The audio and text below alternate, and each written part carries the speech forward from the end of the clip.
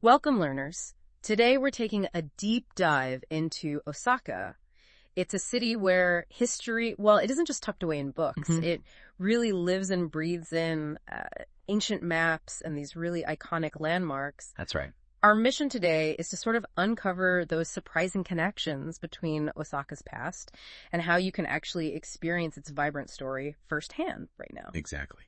And we've gathered some really fascinating sources on Osaka's Naniwa district. It's quite a mix: academic work on historical maps, but also modern tourist guides. Okay.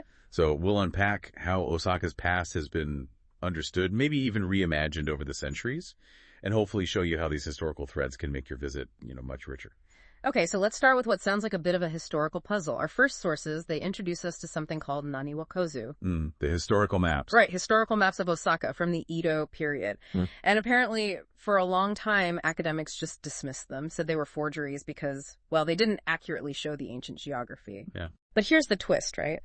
What if their purpose wasn't really geographical accuracy in the first place? That's the fascinating part. These Naniwa-Kozu maps, it seems they were never really intended to be precise geographical charts. Okay. Instead, they served this really unique purpose, illustrating places of the past. It was kind of a blend of, let's say, historical investigation and, frankly, sheer imagination. Imagination, interesting. Yeah, which raises this intriguing question.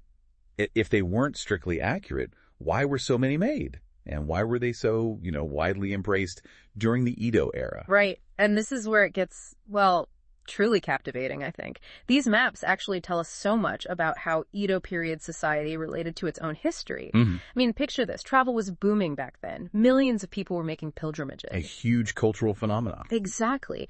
And even people who couldn't travel themselves, they were reading these detailed guidebooks, these gazetteers, about famous historical spots. Yeah. There was this real widespread fascination with old places and their stories. And if you connect that to the bigger picture, you see this convergence of factors. Yeah. It wasn't just the travel boom. There was also this powerful intellectual curiosity brewing. Yeah. About Japan's ancient past. Uh. You had scholars driven by these movements like Kogaku and Kokugaku who were really re-examining traditional Japanese texts and thought. Right. And some of them, like Motori Norinaga, actually started using these Naniwa-Kozu maps for their research. They sort of recognized their unique way of depicting history, even with the geographical, let's say, inaccuracies. So they saw value beyond just the lines on the map. Precisely. And this knowledge, this interest, it wasn't just for the elite. It spread pretty widely, allowing ordinary people to kind of delve into these past places and deepen their own sense of local identity. But it wasn't only intellectual curiosity driving this, was it? Our sources also mentioned massive changes to the actual landscape. Oh, absolutely. Huge topographical changes in Osaka. This was due to these really ambitious water control projects in the late 17th, early 18th century. Right, like Kawamura Zukin's work. Exactly, his monumental work. Transforming the Yodo and Yamato rivers, creating new canals, reclaiming huge amounts of land. Osaka was quite literally rebuilding itself into a water city. Wow. Think of the bustling markets like the Dojima rice market that sprang up. The scale of these projects was just enormous. It fundamentally reshaped the city. So the city people knew was physically changing under their feet. That's the key.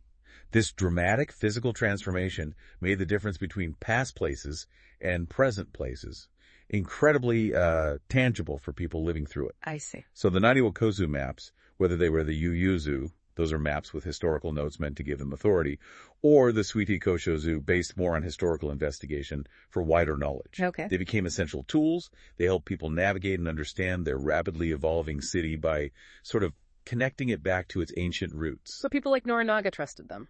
They did, as historical documents in a sense. And others, like Mori Kontin, even created their own versions, almost like historical atlases, trying to show the topographical changes over time. It really shows a diverse and dynamic relationship with historical representation, far from just simple forgeries. Fascinating. Okay, let's fast forward then. We're moving from ancient maps to, well, a more modern Osaka, but one with just as rich and compelling a story. Our next sources take us to Tsutenkaku Tower, a true icon of Naniwa. You see the modern tower soaring today, and this might surprise you, it's actually the second one. That's right. the first Tsutenkaku. It was completed way back in 1912. Wow, 1912. Yeah, it was the dazzling centerpiece for the grand opening of the Shinsekai area and its Luna Park amusement park. Luna Park. Exactly. And Ah. the design was, well, really unique for its time. Imagine an Arc de Triomphe as the base, Okay. topped with an Eiffel Tower. No way. Yeah. Standing at 75 meters, it was advertised as the Oriental's best. And it even had an elevator right from day one, which was a big deal. What? And Shinsekai itself, the whole area, was like an early 20th century theme park. Just absolutely bustling with theaters, cinemas, hot springs, food stalls. It was meant to be this dreamlike, fun place. Really captured the energy of Osaka. Sounds incredible. But this beloved landmark, it met a pretty tragic end, didn't it? It did. Here's a sad historical detail. January 16th, 1943. The first Tsutenkaku was engulfed in a fire. Oh, no. Yeah, it apparently started at a nearby cinema. The blaze was so fierce that its steel frame actually melted. Melted. And it had to be completely dismantled that very same year. A sudden, really powerful loss for the city. Absolutely. So that raises the question, how do you rebuild a symbol like that, especially after such devastation and during wartime? Well, that's what makes the story of the second Tsutenkaku so powerful. It's funded entirely by local people. Really? Not the government. No, the citizens of Osaka. It was rebuilt in 1956, just 13 years after the fire. Yeah. It became this potent symbol of Osaka's post-war reconstruction. And today it stands as a registered, tangible cultural property. It really reflects Osaka's incredibly resilient spirit, that people's city idea. It's a testament to their determination. That's amazing. So if you're visiting Osaka, the Shinsekai area around Tsutenkaku sounds like, well, a hidden gem for tourists, maybe? Oh, absolutely. It has this amazing, nostalgic, kind of retro atmosphere. Yeah. Especially at night. The streets just light up with these colorful signs. There's this vibrant energy you really won't find anywhere else. And the food. I hear about the food. Oh, you have to try the kushikatsu. Kushikatsu, okay. Yeah, they're fried skewers of meat and vegetables. Delicious. People literally queue up for them. It's the perfect place to get that authentic Osaka flavor. I'm hungry already. Huh. So beyond the food, what else? Well, definitely take a trip up the Tsutenkaku Observatory. Right, the view. Yeah, from 84 meters up, you get this great 360-degree panoramic view of Osaka. You can easily spot major landmarks like Osaka Castle or even the huge temples on Ferris wheel down at the port. But what's particularly charming, I think, is looking down and seeing the little Honkai tramway trams. They look like miniature toy trains weaving through the city. Oh, cool. And while, newer skyscrapers like Habino Harukas offer a higher view, Tsutenkaku gives you this unique, more intimate perspective on the city's lively pulse. Seeing the city lights from up there at night, it really does transform Osaka into a sea of stars. Sounds magical. And you mentioned a hidden gem connecting the old and new towers. Yes.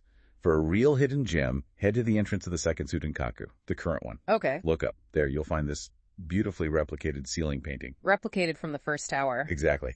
This stunning piece was originally in the first Tsutenkaku's entrance hall. It's displayed there now, actually provided by Club Cosmetics, a long-standing Osaka brand. And it's free to view. 204.7. A constant, beautiful link back to the tower's original spirit. What a great detail. Free history right there. So, from those ancient maps that shaped how people understood their historical landscape. Right, the Naniwa-Kozu. To the enduring symbol of Tsutenkaku, which really embodies Osaka's journey from that bustling Edo-era city to a resilient modern metropolis. Both tell this powerful story of how the past just keeps shaping the present. So what really stands out to you, our listeners, from this deep dive today? Perhaps it's that idea that history, well, maybe it's as much about how we imagine the past as it is about pure factual accuracy. Yeah, that blend of investigation and imagination. Or maybe it's that inspiring story of Tsutenkaku, how a city's spirit can be rebuilt, quite literally from the ashes, by its own people. Okay, that resilience. So next time you visit Osaka, why not look for these fascinating layers of history, both ancient and recent, and just let them deepen your own unique deep dive into this incredible city?